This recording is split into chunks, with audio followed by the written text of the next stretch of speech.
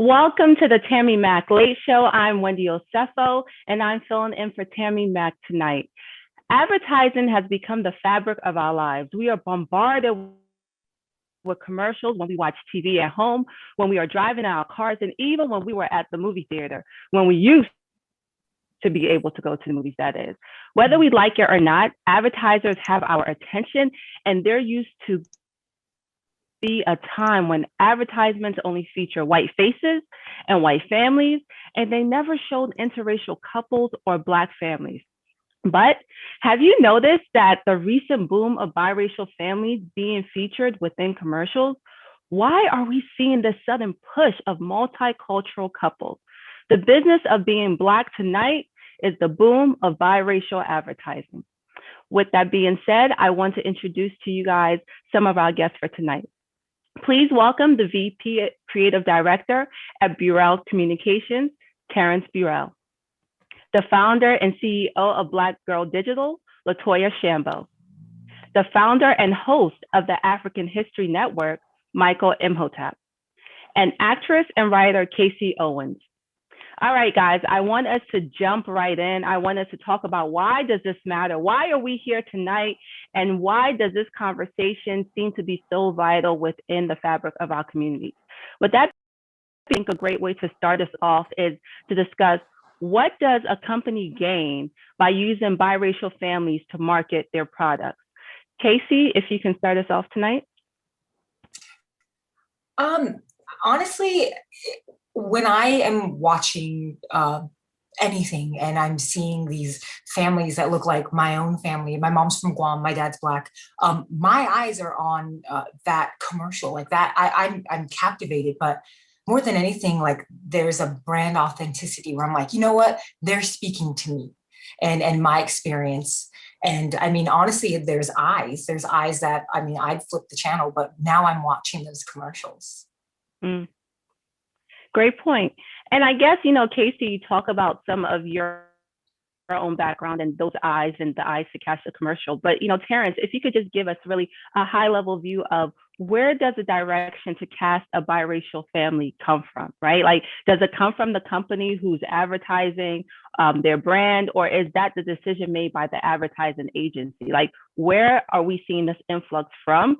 Is it, as Casey said, a reflection of the fabric, or is it just coming from other places? Yes, first I want to say thanks for having me on the show, Wendy. It's a pleasure. And I do want to kind of set level and say, first of all, that anytime any group of people who are marginalized are given a positive spotlight, it's a good thing. So as Casey mentioned, I'm sure that when she watches television and she sees biracial families being shown, it is a positive thing because we all want to see ourselves reflected on the screen, big, small, in between. But that being said, I think what you're seeing is that there is a push for multiculturalism, and agencies and brands are pushing to be more diverse and show a more diverse audience. I think that is a good thing, as long as it's not a situation where brands are just checking a box, where that if they're going to show these families and show realistic depictions of interracial or biracial families, that it is very real and authentic. And it's not someone just saying, hey, we want diversity, so what we'll do is we'll pick someone that looks like everyone. That is where I think we run into problems and it becomes offensive. But the agencies, brands as a whole, they are doing a better job at pushing for diversity in their work. And I think that's why you're seeing some of it. Positive, negative, there are always kind of those sides of a coin. But overall, it is a push for diversity to reflect the environment that we all live in. Absolutely. And Incog on YouTube, one of our soulmates, is actually saying exactly what you just said, Terrence. They're saying that they think that the advertising that we're seeing currently right now is a reflection of the families and the mixed families that we see nowadays, right? So maybe just a reflection of that. Michael, you brought up an interesting point, and I want to talk about like one of the things that you mentioned, not here, but in your recent works about the dichotomy that you do see when we look at these commercials, right? You say that 70% of these commercials, yes, they're mixed race, but we see white men with Black women. And then you then add a layer to that I think is interesting. And you say, why do you believe that this is actually an attack on African American men? Is it just that they're casting these white men and then they happen to be with these Black women? But you're saying that you think that it's some sort of attack. Can you explain that? It can definitely be an attack when we understand the system of white supremacy and racism, and understanding racism as a system of advantage and privilege distributed based upon race. So there's an economic component when you look at these commercials. All right. Now, it doesn't mean anytime you have growing groups of populations, you're going to have advertisers tap into those growing groups of populations. They want to increase revenue, increase shareholder prices, et cetera. OK, so that's going to happen. But what is interesting, and if you go back to 2013, you look at the Cheerios commercial. In the backlash Cheerios got, it was an interracial couple, African-American man, white woman. They got a lot of backlash, a lot of hate mail. But what happens is with these commercials, usually people are paid for the commercials. Okay. If it's a regional commercial, national commercial, oftentimes there are residuals tied to it, or it can be an exclusive commercial where they cannot be in a commercial for a competing brand, so they get paid extra for it. So if you have a large percentage of these commercials with a white man and an African-American woman, or a white man and some other race, but especially an African-American woman, then this locks African-American men out of economic opportunities, or as many economic opportunities. One. Two, you see representations of white men being romantic with African-American women, but you see a paucity or dearth or lack of representations of African-American men being romantic, proposing, things like this as well. Okay. So oftentimes whatever is disseminated becomes imitated. So we have to be careful of that as well. That's interesting you say that, Michael. And Latoya, I want you to jump into the conversation here, because on the flip side, there is this conservative writer named Richard Hawk who said that there is an attack of white people in advertising. And he said that because he bemoans the images of Black men with white women.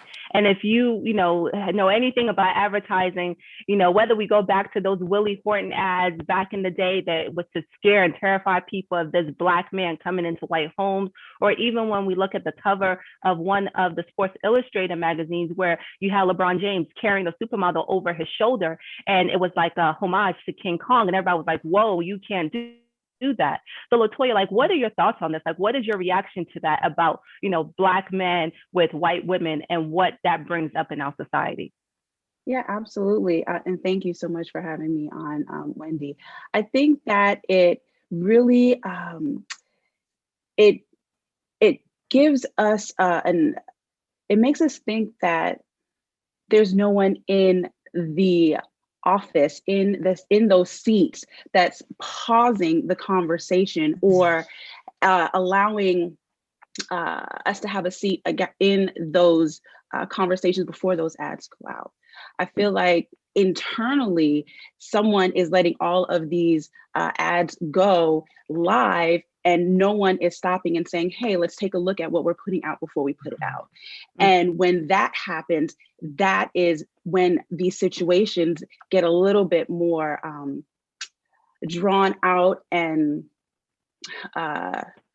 taking out of proportion. So we're not given the opportunity in the boardrooms to say, hey, let's stop and not put those out, or let's review the creative before it hits the ads. Let's actually look at the copy, and let's look at who's being casted. Let's think about this before it goes out into the public, because now we're gonna start having all of these conversations where it looks like you're just checking off a box and you're not thinking through the creative.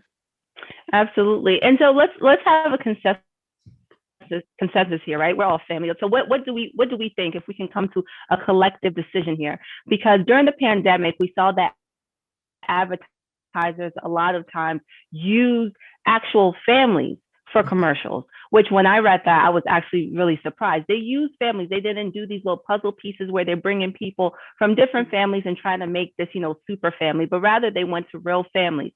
So if we are saying that advertisers used real families, and what we saw reflected on our screen were biracial families, are we just able to say right here, right now, that the fabric of our country has changed and biracial families are what you see more often than not? Would you say that that is the case, Terrence? I wouldn't say more often than not. I think, how can I say? I think what we see in the way we react is the fact that as African Americans or from families of, same ethnicity, we probably are seeing people react to that African Americans are probably feeling skipped over. So we still don't see enough Black love on television, whether it's in commercials or not. So when you jump over and see biracial family, I think you're getting that reaction from people saying like, hey, what about us? Like we still don't see enough Black love. We don't still see enough positive images of Black families. So you're kind of getting a backlash from that. It's my opinion on that. Are there more biracial families in the country? Yes, of course there are. Is that the majority? I don't know. I agree. But okay. I do know sometimes, it is a less, and I'm not speaking on our agency. Burrell is an African American agency, so we cast African American families for the most part, and we make sure we hit all of our melanated brothers and sisters, highly melanated brothers and sisters as well. But sometimes there is a check the box mentality, unfortunately, and it happens. Okay. All right. So we will leave it there. And I want to make sure I shout out our soulmate, Brandy Rand on YouTube talks about this whole notion of how we're thinking about, white supremacy, as well as the notion of, there are people in the room saying, hey, let's rethink that. However, we also have to be realistic about client acts, meaning as much as we can consult the client, they decide what goes live. So they're basically talking about advertisers and their relationship to individuals that want to use them for, a company's, advertising. And so they're saying that it's not necessarily the agency, sometimes it's the client. And so they have to negotiate that. But we'll be right back. We're going to take a quick break, and we're going to come back with more of this conversation. Stay right there. Welcome back to the Tammi Mack Show. I'm your host for this evening, Wendy Osefo. If you want to see more Fox Soul content, please subscribe to our YouTube channel and make sure you hit that notification bell and to get all the latest updates. And also make sure you follow us on all social media platforms. Give us a thumbs up and tell us how you feel in the comment section. And if you are joining, we are talking about the boom of biracial advertising in the media landscape. So guys, before we went to break, we were talking a little bit about the relationship between advertisers as well as those of their clients, and whose fault, so to speak, is it, or is this just a reflection of the fabric of our society? And so I want us to talk a little bit more about that, if we will. Casey, if you could talk a little bit about where you think we land as a society as far as that delicate dance between what advertisers want versus the clients. And then again, what does that look like for us, and who should be making those decisions, because they are vital decisions? Oh, that's loaded. Well, I wanted to say I feel like with the pandemic, what we're seeing with advertising is a little bit of convenience. I say that with all due respect. Again, we're seeing real families in commercial advertising, and it's interesting because it's easy to grab an entire family versus trying to make sure people are, COVID tested. I mean, I feel like the last year things have changed as far as the protocol of like, okay, we're testing families now, we're testing everyone on set versus, the first 6 months of the pandemic where it was a lot of, it's just interesting. There's a lot going on. I do think, I think maybe Terrence, I'm trying to remember who brought up families, or not families, but demographics just being skipped over for mixed race families. And it's interesting because I'd never thought of that before. And that hit me like a ton of bricks, because it's like, wow, it is interesting. It's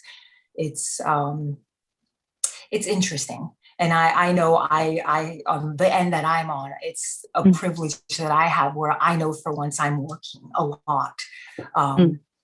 So yeah, it's interesting. And as an actress, I'm I'm farther down the line, like I'm hired, you know what I mean, versus all these creative decisions above my head. So yeah, it's interesting. And honestly, I've never thought of Black families being just skipped over, and it's true. I mean, I feel like that's true. So I think it's interesting because, you know, it seems like we're all coming from different lenses here. But Latoya, I would love to hear your input on this. A 2016 Daily Beast study showed that 80% of individuals who saw these ads thought that, you know, they were okay with them. They approved these ads. So, you know, overall, are we just making a big fuss out of nothing? You know, Michael had mentioned the Cheerios commercial and how there was this outcry. Is that just a microcosm of how people really feel? Is that not a good representation, a good swath of how the American public feels? Like, what are your thoughts on this? I definitely don't think that people are just making a tiny fuss. It is a big issue. I do recall watching commercials and like, well, they don't look like me. That's not how my family looks. So I don't get it. And it really wasn't until I entered into the advertising space that I sort of empathized, like, I get it. Representation matters across the board. Everyone should feel like they're being represented, whether it's Hispanics, Asians, a multi-race family. They all should feel represented. However, I feel like the advertising industry just isn't doing a good job at showing all variations of Black. They're showing the comfortability of Black, which is that mix, that middle ground to make everybody sort of kind of feel comfortable, you know, saying, all right, well, the world is growing into mixed races. Let's just mix it all up and we're covering our grounds. But honestly, the Black kids that are in these urban neighborhoods, when they see these commercials, they can't relate. And they no longer want to purchase the product. They're not going to tell their parents to get them whatever it is that they see because they don't feel connected. So I feel like there is still a huge disconnect in how brands and agencies are casting for a lot of the commercials that they're putting out. So with that being said, you know, Latoya, you talk about representation, which I think is a key word here, right? Like what is representation and what does it look like and to whom does it look like that too? So, you know, Terrence, I would love to hear, how do you cast for advertising? Like, what does that look like? What is that process like? Give us that insider knowledge. So the first thing that we do is go for authenticity and, you know, what fits the story or the narrative that we're telling. Because I work at a Black agency, I can say that probably 90% of our casting will or is Black. The lead roles, the lead characters are mostly African-American or people of African descent. And from there, we want to make sure that we get a good representation of the entire diaspora of Black America. So again, I want to make sure that we have heavily melanated men and women in our spots. I want to have natural hair. We may have straight hair. It depends on the spot, but we make sure that we do that across the board. And then, of course, you know, you still got to make sure you have a good actor or actress first. So that is always important. But we want to make sure that we represent our community. That doesn't mean that every single person in our spots are African-American, simply because that doesn't ring true as well. We know we live in a country where we are the minority. So depending on what we're doing, we make sure that we have a wide net of the world.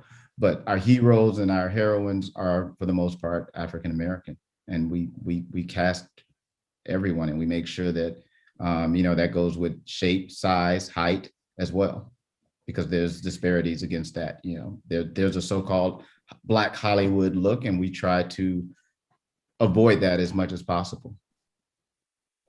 So Terrence and Latoya, you both have been in the advertising field for a while now. And so has there been a boom, or are we just now paying attention to this? Like, do you think that there has been some sort of uptick in this, you know, biracial advertising? Or is this something that has always been happening and now we're all taking notice because we've been home with a pandemic and everyone is glued to the TV? What's going on here? Like, I just want to make sure I'm capturing this correctly. Yeah, that's a good question. I definitely think that it's been around. It's been subtle. And yes, because we're watching a lot more TV and a lot of racism is a conversation now where a lot of people are just seeing it more. I will say that while I do see a lot of biracial advertising on television, I don't see it as much in digital. I don't see it as much in the influencer marketing space. So it's very interesting. I think that brands have been tackling biracial ads from a television perspective, but not so much on the digital perspective. Casey, if I could just ask you a question, because you are in the field, you are an actress, and so you have insider knowledge. Oftentimes when I watch commercials, I see individuals who are racially ambiguous. I see this in movies as well. Individuals who you don't know what race they are, but they're able to possibly play different races, whether that's biracial or, they could be Latina or what have you. Do you think that advertising companies are purposefully looking for this? Can you talk about what that looks like from the lens of an actress when it comes to, going into an audition and you have somebody who says, do they say we're looking for someone racially ambiguous? Like, for those of us who don't know, like, what does that look like? Well, when you get an audition, you get the breakdown and it explains like what they're looking for specifically. So usually I'll see, mixed race, ethnically ambiguous, and then they'll list the appropriate races. So you'll see African American, Latin, Latinx. Like, it's interesting because I know for me, like 3 or 4 years ago, it felt like they were just trying to check boxes. But I know right now they really are trying to look for actresses or actors that are that actual ethnicity. So for me, if they're looking for a race that I am not, I won't audition for it. And that's, I know some people are like, oh, that's an opportunity you're throwing away. But for me, I it's just one of those things. That's my stance. I know there are actresses and there's talent out there that is that actual race. Whether, it's like we're looking for Dominican or, I'm like that. I know that's not me. And there's someone out there that's perfect for that. But it's funny because I do feel like a lot of times it's the ability to check a box, like, oh, this, I know I've been told on things that I've been on hold for that job. If I end up not getting it, if I have any type of relationship with the casting director, they'll tell me, oh, they needed someone that was, I remember the first time I heard this, she said less confusing. And I was like, oh, and I asked her, I was like, whoa, what do you mean? And so that's my question. You make them answer that question. This was probably like 6 years ago. And she's like, well, this is going to run. And she said she said Southeast, and they need to know what your ethnicity is. And you didn't look black and white. And I was like, oh, okay. So I do, it's a combination, I feel like, and I feel like I'm on the ground. I have the opportunity to be out there, the face of whatever it is, but it's a little grunt work in a way. I'm like the grunt where it's like, oh, we're like, there are, there's so many of us, but yeah, I feel like they're checking boxes, but also there's this push towards authenticity when it comes to like the actual ethnicity and what they're looking for. So, that's interesting because when I think of biracial actresses and actors, one of the people who jump into my mind because of recent current events is Meghan Markle. And, we were all glued to our television a few weeks back, hearing these revelations from Prince Harry and the Duchess. And my question to you, Michael, is do you think that biracial advertising has any correlation to some of the recent revelations we heard coming from the Duke and the Duchess? Well, no, that trend goes back before then. Actually, I did a video, and it's on YouTube, back in June 2018, dealing with is biracial is the increase in biracial advertising progress. So that's June 2018. So that was after the royal wedding, which was May 19th, 2018. So no, the boom in biracial advertising is not because of the interview that took place, it's because of changes in society and changes in marriage patterns. So we've seen a increase. It was 3% of marriages in 1967 when you had the Loving case, Loving versus Virginia, were interracial, whereas in 2017 it was like 17%. So we've seen the increase more than fivefold. So it's interesting you mentioned Meghan Markle, because when I did the broadcast back in June of 2018, I said that, you know, I don't have anything against Meghan Markle, but she's marrying into a family of colonizers. So I knew it was going downhill from there, understanding the history of Great Britain. And if you go back 100 years prior to 2018, go back to 1918, 1/5 of the world population lived under British rule. I'm not calling them colonizers because they're white. I'm calling them colonizers because they colonized 1/5 of the world population, including a lot of Africa. So I already knew that she was going to get a lot of backlash. And all you have to do is go back and look at back in December of 2017, when they announced that she was going to marry Prince Harry. She went to go meet with Princess Michael of Kent. Princess Michael of Kent was wearing a brooch was called blackamoor jewelry. Blackamoor jewelry ties into the history of the African Moors in Europe, but also in England, and them being conquered and enslaved. So I already knew it was going to go downhill from there. You know, I feel sorry for the sister, you know, but it's like, you should have listened to me, because I told you what was going to happen. Well, Michael, I will say I am from one of those African nations that the British colonized. I'm from Nigeria. Yes, I'm from Nigeria. You're Yoruba? And I'm Igbo. Igbo, okay. I am Igbo, and so I hear you loud and clear, because they are colonizers, okay?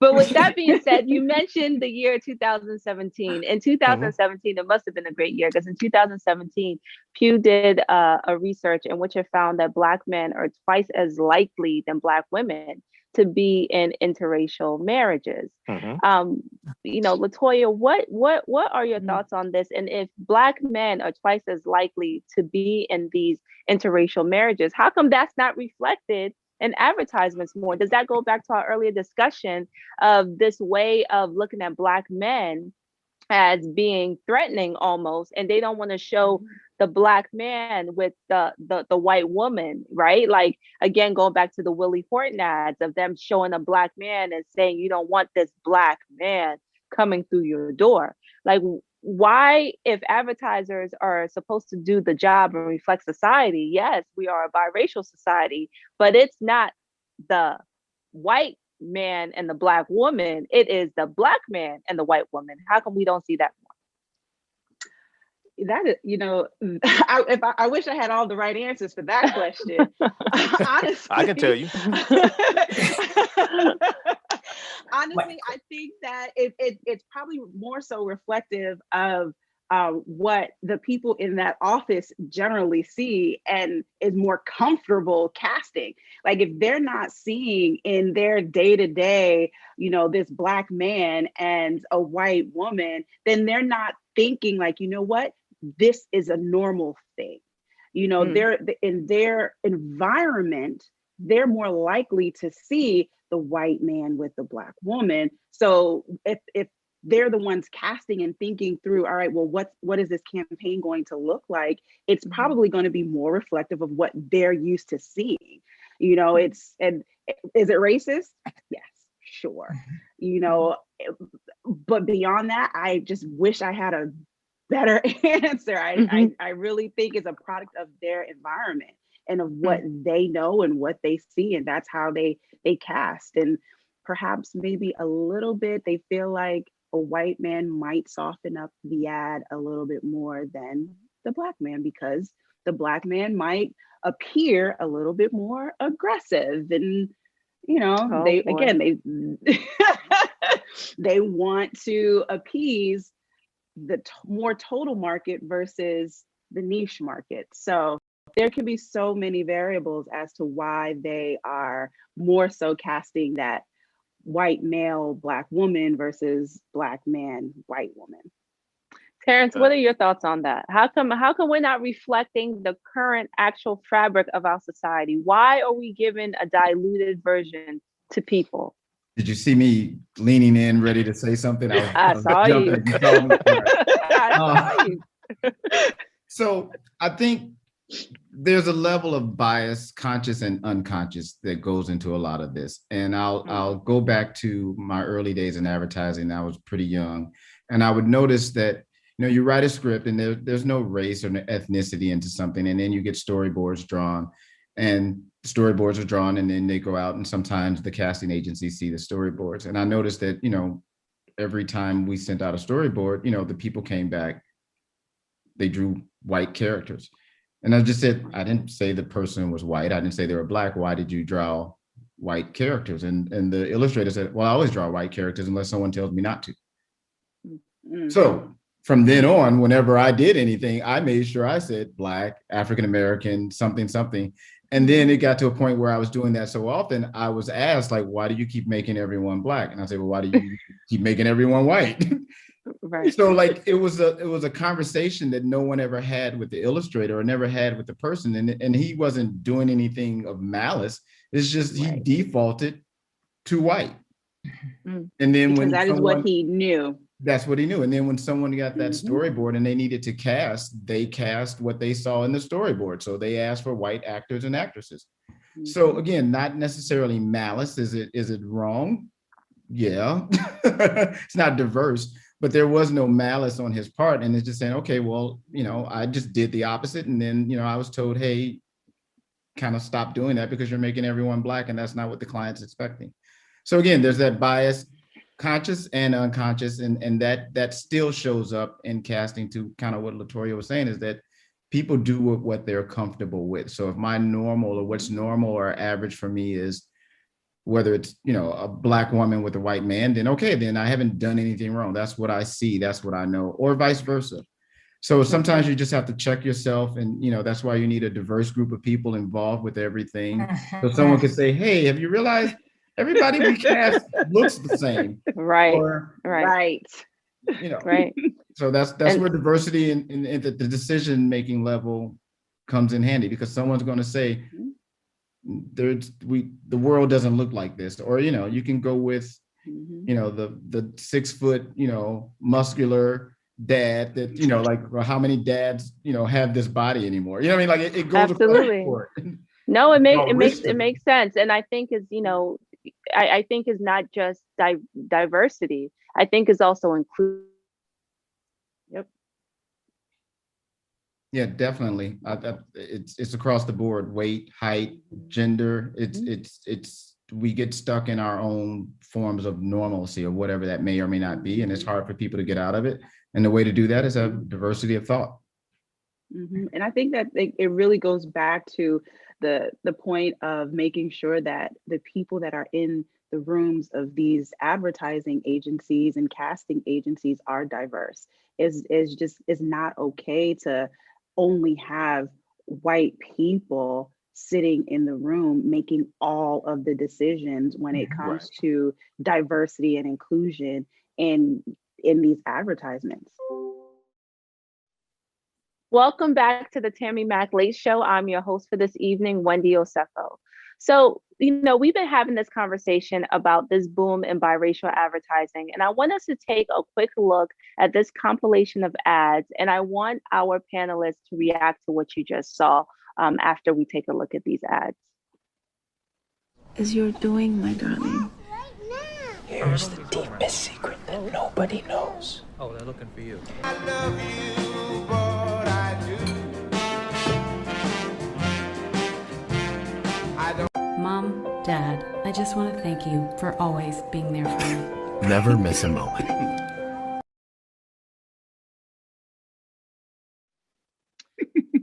All right. I hear giggles already. So what are your thoughts on what you just saw?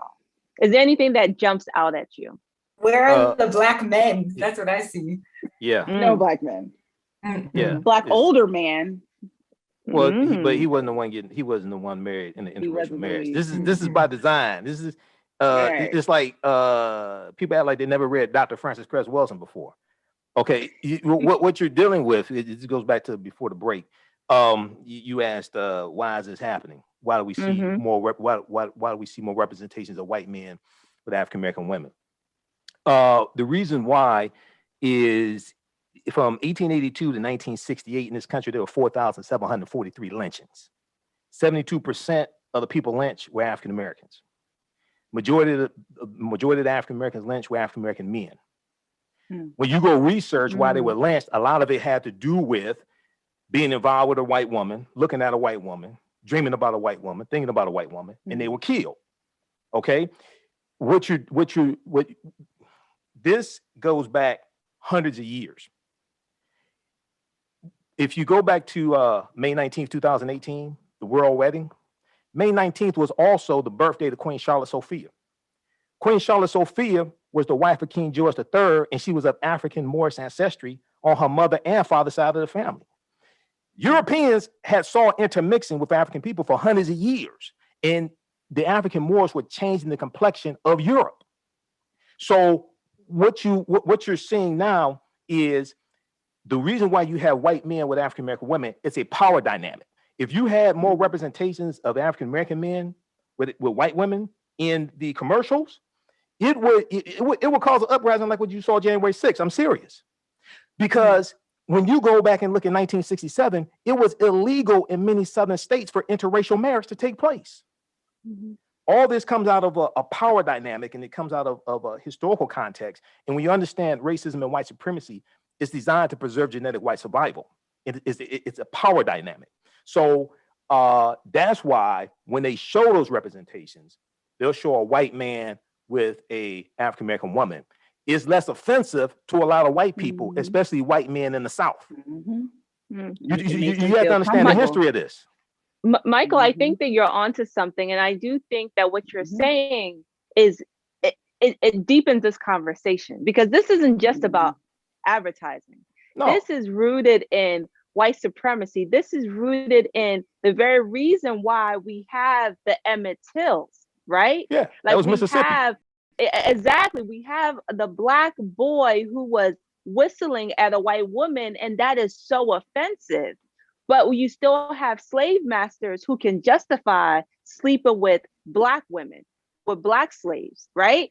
But it's about that power dynamic, and it's allegedly, right? Everything is but let's just be clear here about what that looks like. And so I think that what you're saying, Michael, is interesting, and is a way for some people to look at the conversation is through a historical lens.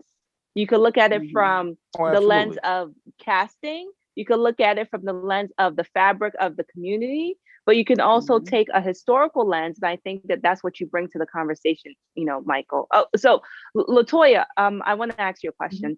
We saw that clip. We saw, these different families.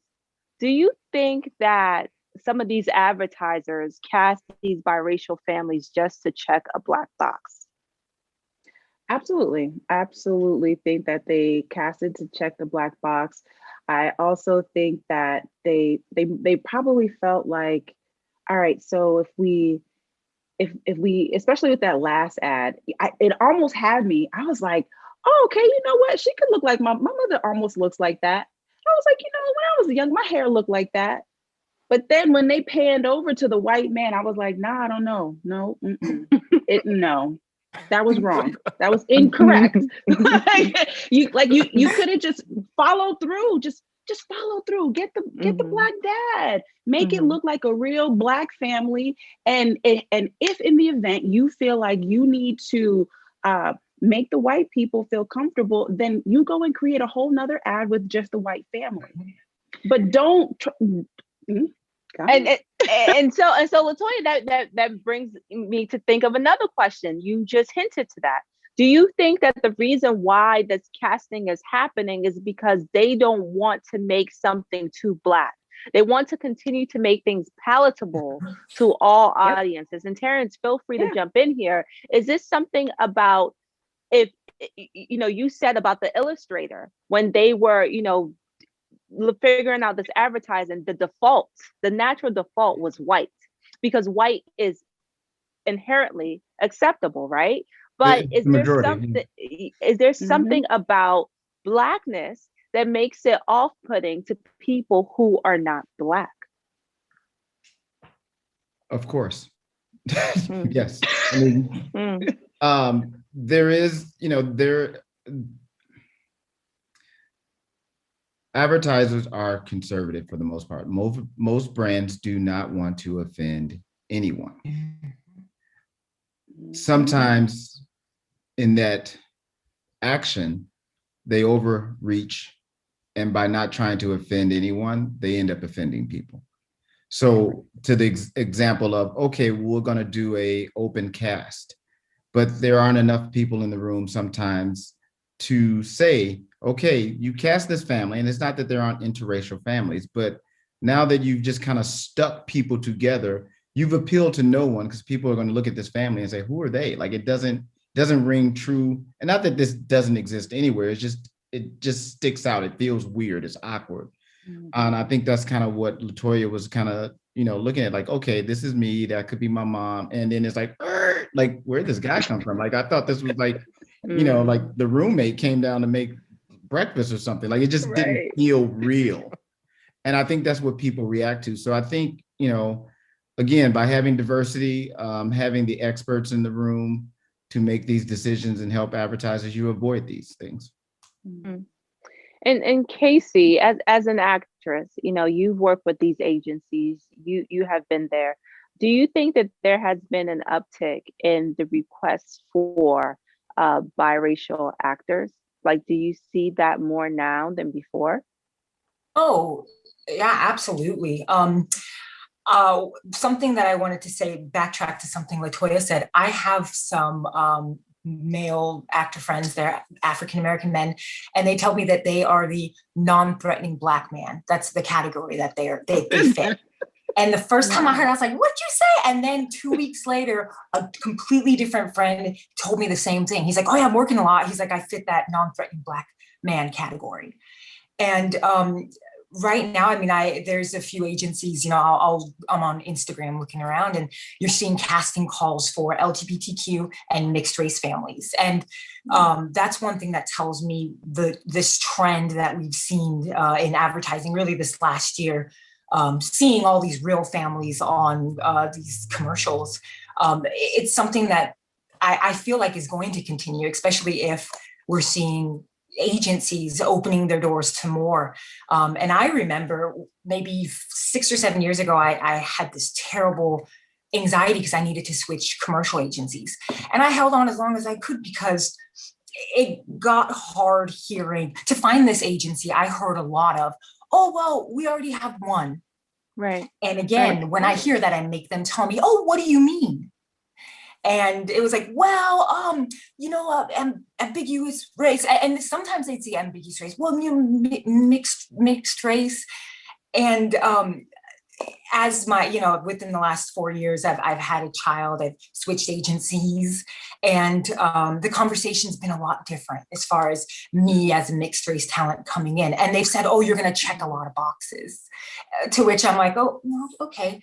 But yeah, I definitely think we're seeing more and more doors open, agency spots, roster spots, if you will, for mixed race actors and actresses. Whereas in, you know, pre-pandemic especially, but, you know, 3, 4, 5 years ago, we've got one, you know. Right.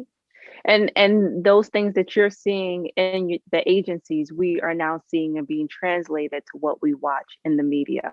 With that, we're going to take a quick break. We'll be right back. Do not go away.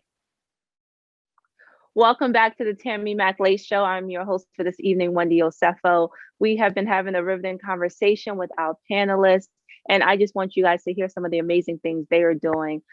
Terrence, Biracial Communications is celebrating its 50th anniversary. That is an amazing accomplishment for any company. What do you attribute your company's longevity to? The company was founded 50 years ago by Tom Burrell under kind of two premises that we share with our clients. The first is that Black people are not dark-skinned white people, and positive realism.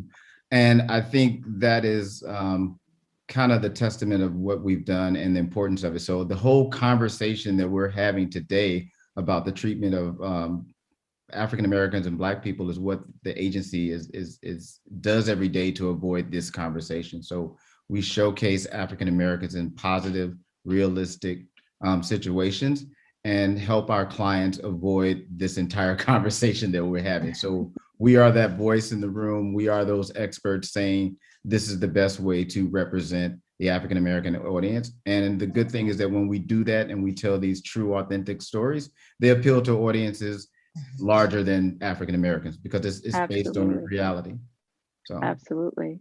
And Casey, you have talked from an insider's lens. Where can we see some of your upcoming projects, and is there anything you're currently working on? Yeah, I've got a pilot I'm shooting in May. It's called Perimeter by this wonderful man. He's writer, director, Simon King. And it's this dystopian prison. It's a thriller, and this woman's busting her way out. And then I've got several projects that I'm about to start shopping to some of the streaming services. Awesome. And yeah, just moving around. Everyone's got to diversify, and it's cool to find a voice, or in this case, a pen in writing. Absolutely. So. Absolutely. Michael, you host the African History Network. Where can we, get some more of this insight and this information? How can we tap in? I'm the host of the African History Network show on the 10 a.m. the Superstation, WFDF here in Detroit. So you can visit my website, AfricanHistoryNetwork.com, AfricanHistoryNetwork.com for more information. And I also teach an online class called Ancient Kemet, the Moors, and the Ma'afa, Understanding the Transatlantic Slave Trade, what they didn't teach you in school. Normally it's on Tuesday nights, but I told my students I couldn't do it tonight because I'm going to do the Tammi Mack late show. So we're going to have it Wednesday. We'll have it tomorrow. But you can visit my website, AfricanHistoryNetwork.com for more information, and follow me on Facebook, The African History Network. On Facebook, we have 1 million followers there. And then also on Instagram, Michael M. Hotep on Instagram, and Michael M. Hotep on YouTube, IMHOTEP. Thank you so much. And Latoya, can you tell us a little bit about your work at Black Girl Digital? Yes, absolutely. So we basically broker deals between major agencies, brands, and Black female influencers. Our mission is really to be a solution to ending that wage gap between Black female influencers and their white counterparts. We also recently just launched our platform called iLinker, which is the only platform for influencers of color to be booked for influencer marketing campaigns. So there's an app in the App Store, as well as for our brands and agencies. It's a dashboard where they can see all of the insights and analytics for every campaign that the influencers are a part of, and really just work with Black creators and influencers at scale. So we're really excited about what's coming down the pipeline for Black Girl Digital. Feel free to follow us at Black Girl Digital on Instagram, Facebook, and Twitter. We will do that. And I want to thank my esteemed panelists. I want to thank Terrence Burrell. I want to thank Casey Owens, as well as Latoya Shambo and Michael Imhotep for joining me tonight. And thank you all for watching on YouTube. Thank you. And make sure you tune in again tomorrow. Have a good one.